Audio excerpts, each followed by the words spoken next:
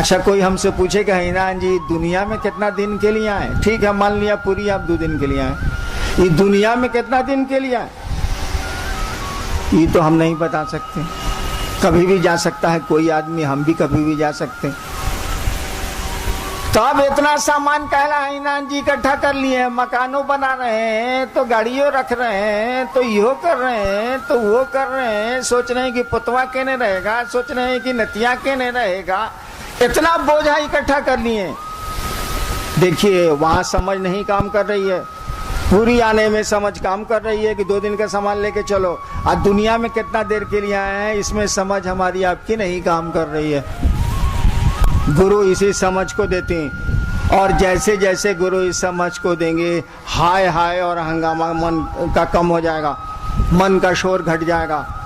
जो हम लोग हाय हाय करते हैं, ही नहीं हुआ, वो नहीं हुआ, वो नहीं हुआ, मन समझने लगेगा जाने की जगह है यार, कितना हंगामा करना है, काम चलाओ। यहाँ कोई रहने आया है, हमारे पूर्वज भी नहीं रहे, कोई रहने आया है जो हम रहेंगे, चलो काम चलाओ यार। यहाँ क्या है, हमारा आपका घर तो नहीं है, हम सभी यहाँ यात्री हैं, कुछ दिनों के लिए आए। यही ज्ञान गुरु देते हैं, यही समझ गुरु देते हैं, और इस जीवन में बदलाव आता है। ऐसा नहीं है कि मरने के बाद गुरु बैतरणी पार कराते हैं, जी ना।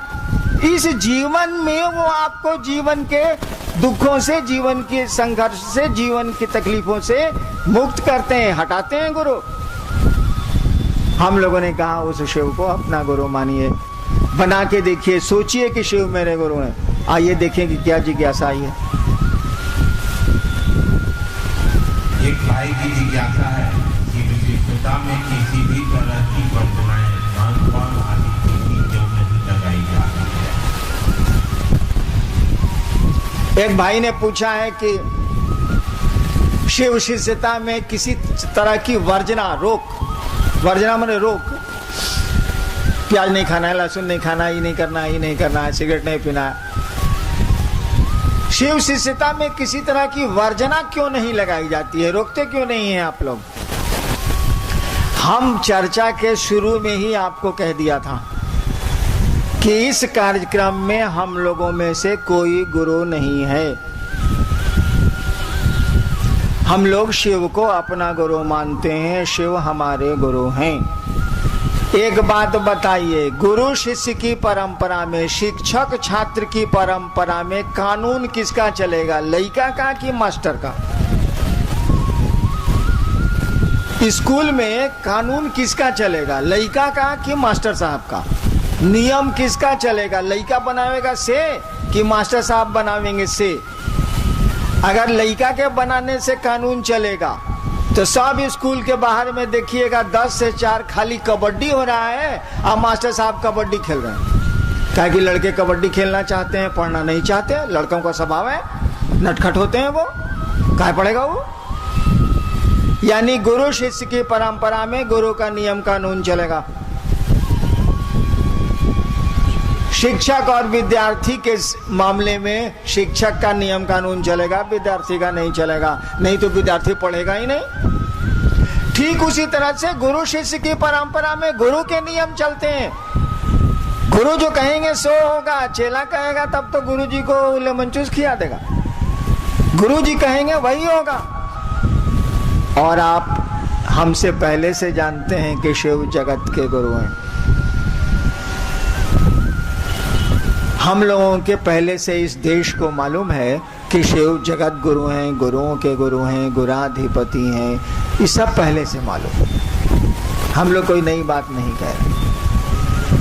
तो जगत का गुरु है ना वो। जगत में किसी एक आदमी के अंगूठे का निशान तो दूसरे से मिला ही नहीं।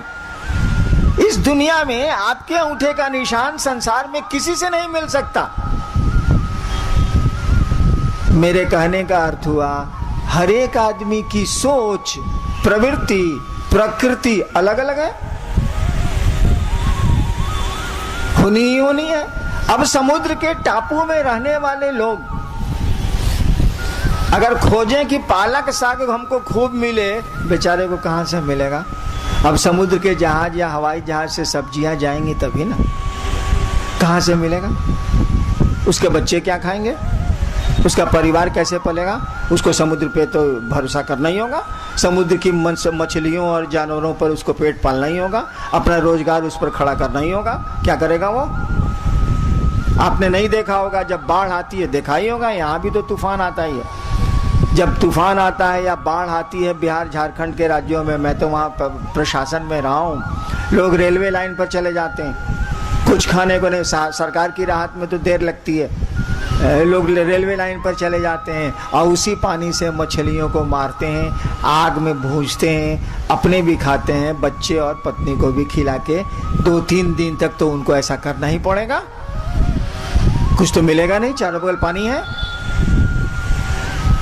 बताइए अब महादेव किसको रोकेगा? कोई पानी पे जिंदा है, कोई घास पे जिंदा है, कोई कैसे है, कोई कैसे है, सबकी सोच अलग अलग है। इसीलिए कोई नियम वो लगा ही नहीं सकता, कोई वर्जना वो डाल ही नहीं सकता, सबको छूट देनी ही उसको पड़ेगी कि सब लोग आओ, कोई दिक्कत नहीं है। कहा कि एक को रोकेगा, जहाँ एक को रोकेगा, जहाँ एक नियम बनाया सब रुक जाएगा, बहुत सारे लोग रुक जाएंगे। बना ही नहीं सकता कोई भी संसार का जगत गुरु, कोई रूल बना ही नहीं सकता। वास्तव में तो शिव ही जगत के गुरु हैं, ईश्वर हैं, ईश्वर का नाम है शिव। इसीलिए कोई वर्जना शिव शिष्यता में लागू नहीं की गई है। लागू गुरु न करेगा, चेला कैसे लागू करे? चेला को तो अधिकार नहीं, और वो जगत का गुरु है। जगत में तो एक अंगूठे का निशान दूसरे का मिला ही नहीं।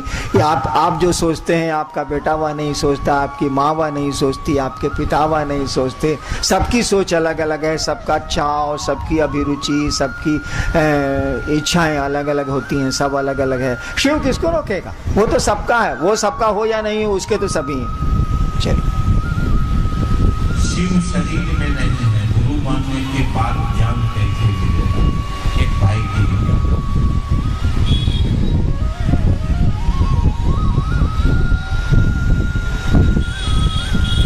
एक भाई ने पूछा है कि शिव शरीर में नहीं है तो ज्ञान कैसे मिलेगा?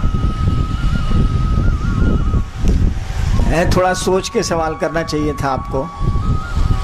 धरती पर बहुत सारे गुरु नहीं है, शरीरधारी बहुत सारे गुरु नहीं है। भगवान बुद्ध नहीं है, भगवान रजनीश नहीं है, बहुत सारे गुरु हैं जो अब शरीर में नहीं है। कितना नाम गिनाए? और आज भी वो गुरु हैं और लोग उनके शिष्य बन रहे हैं और शिष्य हैं। गुरु को शरीर से कुछ लेना देना नहीं। बहुत सारे गुरु धरती से चले गए, हाल तक गए हैं लोग, और उनकी शिष्य परंपरा, गुरु शिष्य परंपरा आज भी चल रही है और वो आज भी गुरु हो रहे हैं। इसी से सोच लेना चाहिए कि शिव का शरीर में होना तो कोई अर्थ ही नहीं रखता। दूसरा, शिव बिना शरीर के हमको आपको धन धान्य संतान सुख पद प्रतिष्ठा देती।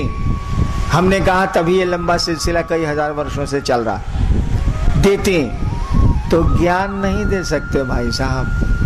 मैंने वो पैसा दे सकता, बेटा दे सकता, बीमारी से दूर कर सकता है, उसके महामृत्युंजय मंत्र के जप से रोग हटाए जा सकते हैं, जैसा चलता है हटाए जा सकते हैं। तो बिना शरीर के वो सब दे सकता, लेकिन अकेलवा बिना शरीर के नहीं दे सकता। नहीं तो पैसवा कैसे देता है? मनी ऑर्डर करता है कैलाश से। कहा भाई जी वो दे सकता है, जिस तरह से वो धन देता है आपको ज्ञान भी दे सकता है। आप लेना नहीं चाहते, धन और ज्ञान में यही अंतर है। धन का बंटवारा हो सकता है लेकिन ज्ञान का बंटवारा नहीं हो सकता। जब तक कि कोई ज्ञान लेने की इच्छा नहीं रखे, ज्ञान लेना नहीं चाहे। इसीलिए गुरु का कहा जाता है कि गुरु का शरीर में होना आवश्यक नहीं, जरूरी नहीं। और कितने गुरु गए धरती से, आज भी गुरु हैं वो। कितने गुरु चले गए, शरीर में नहीं है तब भी हैं गुरु। अब नाम हमसे कहला लेवाइएगा, लेकिन आप जरा सा सोचिएगा तो आपको लगेगा कि ये लोग तो शरीर में नहीं हैं और उनकी शिष्य परंपरा चल। एक भाई भी जाता है कि कहा जाता है कि मोक्ष मूलम गुरु शिव को गुरु मानने के बाद दया मांगने के लिए कहा जाता है। कुछ नहीं शब्द का अंतर है। कृपा और दया में थोड़ा सा अंतर है बस।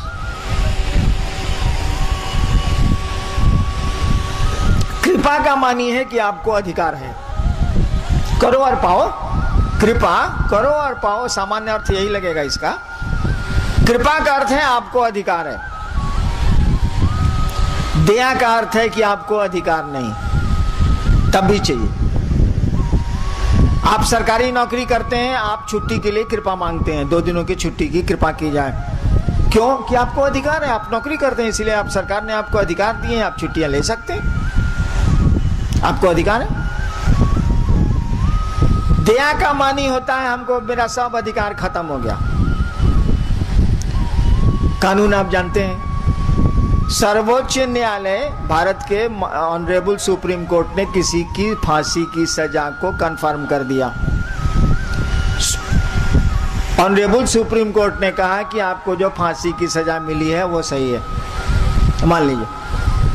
अब तो कानून में उसके ऊपर कोई अदालत नहीं है, इस देश में तो नहीं है, तब भी भारत का संविधान उस आदमी को एक अधिकार देता है। क्या? महामहिम राष्ट्रपति के यहाँ वो मर्सी अपील कर सकता है, यानी दया की याचना कर सकता है। वहां ये नहीं कह सकता कि हमने गलती नहीं की, गलती तो आपकी साबित हो चुकी है, अब कौन सी कहिएगा। वहां दया मांगी जाती है और दया मिलती है, कानून में तो प्रावधान है। दया का अर्थ हुआ कि हमको पात्रता नहीं है, तब भी हमको चाहिए। अब हम लोगों ने शिव को गुरु माना, जो गुरुओं का गुरु है, ईश्वर है, परमात्मा का नाम है शिव, महेश्वर कहा जाता है उनको गुरु माना है। वहां अधिकार जताने जाएंगे कि हम आपके चेला हैं, फालतू बात है। कहां शिव, कहां हम लोग जीव। वहां अधिकार से तो काम नहीं चलेगा। हमने कहा कि वहां हम लोग दया मांगेंगे। महादेव कहिए नहीं सकते हैं कि तू मेरा चेला बनेगा तब ना हम दया करेंगे। हम लोग कह रहे हैं कि हम लोग चेला हैं, आप दया करिए। है या नहीं, इससे आपको क्या बस, हम तो दया मांग रहे हैं ना। कोई हमको अधिकार नहीं है, तब हमको चाहिए। इसीलिए कृपा को हटा के दया शब्द दिया गया है कि हम लोग कुछ नहीं है, एकदम खत्म है, तब वो हमको चाहिए। हे महादेव आप मेरे गुरु हैं, एकदम झूठ। हमारा मनवा बुझेगा कि महादेव गुरु है तब ना, इतना आसान है मन को बुझना। मुंह से न कह रहे हैं कि शिव आप मेरे गुरु हैं, तब भी हमको चाहिए आप हम पर दया करिए। इसीलिए दया शब्द का प्रयोग किया गया है, कृपा शब्द का प्रयोग नहीं किया गया है। कृपा जैसे होगी तब वो कहेंगे कि तू पहले चेला बनेगा तब ना हम कृपा करेंगे।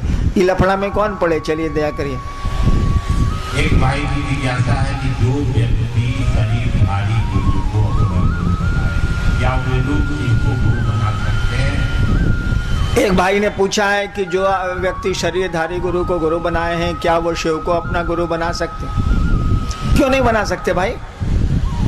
वो गुरुओं का गुरु है, वो जगत गुरु है, ईश्वर है, उनका नाम है शिव। मैंने प्राइमरी में पढ़िएगा, कॉलेज में घुस में नहीं कीजिएगा भाई जी, मिडिल में नहीं जाइएगा। 5वां से 7वां 8वां 9वां 10वां 11वां उसके बाद कॉलेज, ऊपर नहीं चढ़िएगा। शिव को बड़ी आसानी से गुरु माना जा सकता है, कभी भी गुरु माना जा सकता है। हमारे तो 14 गुरु थे, तब मैंने शिव को गुरु माना 1974 में। चलिए। एक भाई की जिज्ञासा है कि अगर शिव को गुरु नहीं मानते हैं तो क्या जिंदगी नहीं बीतेगी? खूब बीतेगी, काहे नहीं बीतेगी। शिव, एक भाई ने कहा है कि शिव को गुरु नहीं मानेंगे तो जिंदगी नहीं बीतेगी, खूब मजे में बीतेगी, बीतिए रही है, गुजर नहीं रही है जिंदगी, खूब मजे में गुजरेगी। शिव को गुरु मान लीजिएगा, थोड़ा ज़्यादा औकिल से ज़्यादा मस्ती से गुजरेगी और कोई बहुत अंतर तो आवेगा नहीं। ऐसे रो रो के गुजरेगा, करने का चांस ज़्यादा रहेगा। शिव गुरु होंगे तो दुख तकलीफ तो आएगी, लेकिन करने का चांस कम हो जाएगा, इतना ही भर का अंतर आएगा। शिव गुरु नहीं होंगे तो जिंदा नहीं रहेंगे, हम लोग जिंदा हिले हैं साला। यहाँ तो आदमी आता है जाता है साला, तो नियम चलाइए। लेकिन आप शिव को गुरु मानिएगा तो जीवन सुंदर हो जाएगा, जिंदगी में फूल खिलने लगेंगे, अच्छा लगेगा। और कोई मेहनत नहीं हो जिस काम में, उस काम को करना चाहिए जिससे लाभ हो, जिससे समझ आए, ज्ञान आए। और बिना ज्ञान के तो संसार में भी कोई काम नहीं हो सकता। संसार के बाहर तो और मुश्किल है, है, संसार में भी कोई काम नहीं हो सकता। इसीलिए गुरु के पास तो आपको जाना ही चाहिए। लड़का पढ़ेगा नहीं तो करेगा का भाई? हमको आपको शिव को गुरु बनाना चाहिए। एक भाई की जिज्ञासा है कि भाई बहन कहते हैं कि नमक की गाय से पाप करता है, ये कैसे पता चलेगा कि मेरा पाप कर रहा है? देखिए, पाप पुण्य कुछ होता नहीं, न पाप कटता है न पुण्य आता है। शिव को गुरु मानिए, वो गुरु आपको समझ दे देगा। आप समझ जाइएगा कि न पाप कटता है न पुण्य जमा होता है, ऐसे ही सब चलता है। पाप पुण्य के फेरा में मत पड़िए। हम तो बिल्कुल नहीं पढ़ते हैं, आपको भी राय देंगे कि सब फेरा में मत पड़िए।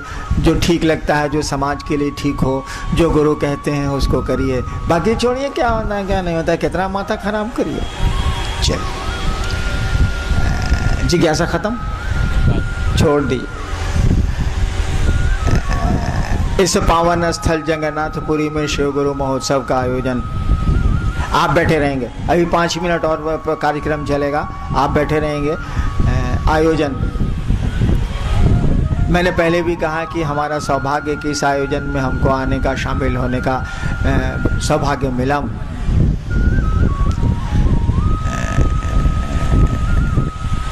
मैं महादेव का चेला, शिव मेरे गुरु हैं, मैं शिव का शिष्य, आपको क्या दे सकता हूँ। ऐसे भी महादेव दिखने में भी फक्कड़ दिखता है,